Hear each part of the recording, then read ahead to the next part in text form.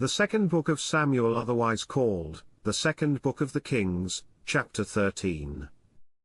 Reading from the King James Version of the Bible. And it came to pass after this, that Absalom the son of David had a fair sister, whose name was Tamar, and Amnon the son of David loved her. And Amnon was so vexed, that he fell sick for his sister Tamar, for she was a virgin, and Amnon thought it hard for him to do anything to her. But Amnon had a friend, whose name was Jonadab, the son of Shimeah David's brother, and Jonadab was a very subtil man. And he said unto him, Why art thou, being the king's son, lean from day to day? Wilt thou not tell me? And Amnon said unto him, I love Tamar, my brother Absalom's sister. And Jonadab said unto him, Lay thee down on thy bed, and make thyself sick, and when thy father cometh to see thee, say unto him, I pray thee, let my sister Tamar come, and give me meat, and dress the meat in my sight, that I may see it, and eat it at her hand. So Amnon lay down, and made himself sick, and when the king was come to see him, Amnon said unto the king, I pray thee, let Tamar my sister come, and make me a couple of cakes in my sight, that I may eat at her hand. Then David sent home to Tamar, saying, Go now to thy brother Amnon's house, and dress him meat. So Tamar went to her brother Amnon's house, and he was laid down. And she took flour, and kneaded it, and made cakes in his sight, and did bake the cakes. And she took a pan, and poured them out before him, but he refused to eat. And Amnon said, Have out all men from me. And they went out every man from him. And Amnon said unto Tamar, Bring the meat into the chamber, that I may eat of thine hand. And Tamar took the cakes which she had made, and brought them into the chamber to Amnon her brother. And when she had brought them unto him to eat, he took hold of her, and said unto her, Come lie with me, my sister. And she answered him, Nay, my brother, do not force me, for no such thing ought to be done in Israel, do not thou this folly. And I, whither shall I cause my shame to go? And as for thee, thou shalt be as one of the fools in Israel. Now therefore, I pray thee, speak unto the king, for he will not withhold me from thee. Howbeit he would not hearken unto her voice, but, being stronger than she, forced her, and lay with her. Then Amnon hated her exceedingly, so that the hatred wherewith he hated her was greater than the love wherewith he had loved her. And Amnon said unto her, Arise, be gone. And she said unto him, There is no cause, this evil in sending me away is greater than the other that thou didst unto me. But he would not hearken unto her. Then he called his servant that ministered unto him, and said, Put now this woman out from me, and bolt the door after her.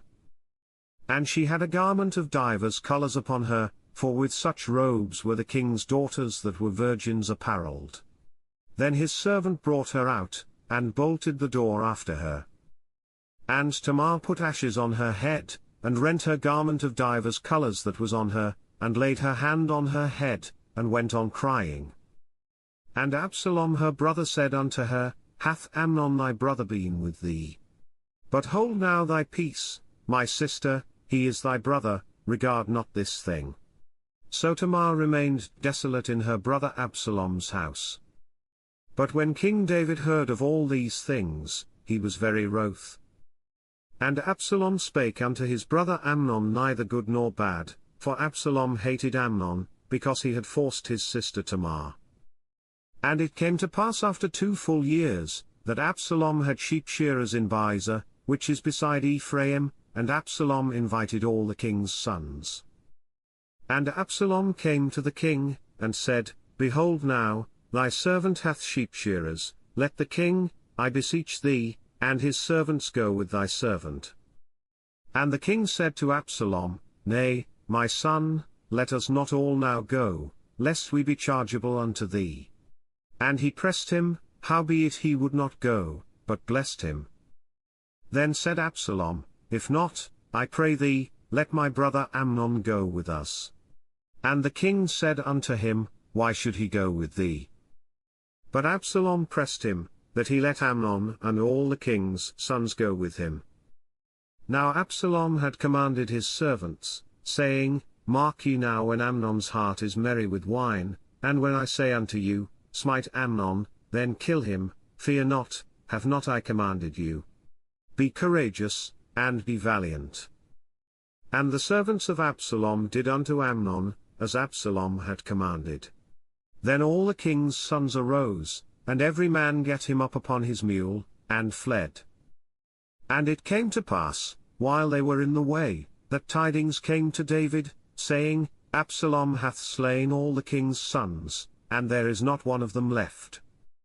Then the king arose, and tare his garments, and lay on the earth, and all his servants stood by with their clothes rent. And Jonadab, the son of Shimeah David's brother, answered and said, Let not my lord suppose that they have slain all the young men the king's sons, for Amnon only is dead, for by the appointment of Absalom this hath been determined from the day that he forced his sister Tamar. Now therefore let not my lord the king take the thing to his heart, to think that all the king's sons are dead, for Amnon only is dead. But Absalom fled. And the young man that kept the watch lifted up his eyes, and looked, and, behold, there came much people by the way of the hillside behind him. And Jonadab said unto the king, Behold, the king's sons come, as thy servant said, so it is. And it came to pass, as soon as he had made an end of speaking, that, behold, the king's sons came, and lifted up their voice and wept, and the king also and all his servants wept very sore. But Absalom fled, and went to Talmai, the son of Ammihud, king of Geshur. And David mourned for his son every day. So Absalom fled, and went to Geshur, and was there 3 years. And the soul of King David longed to go forth unto Absalom, for he was comforted concerning Amnon, seeing he was dead. This concludes the second book of Samuel, otherwise called, the second book of the Kings, chapter 13. God bless you with love and abundance.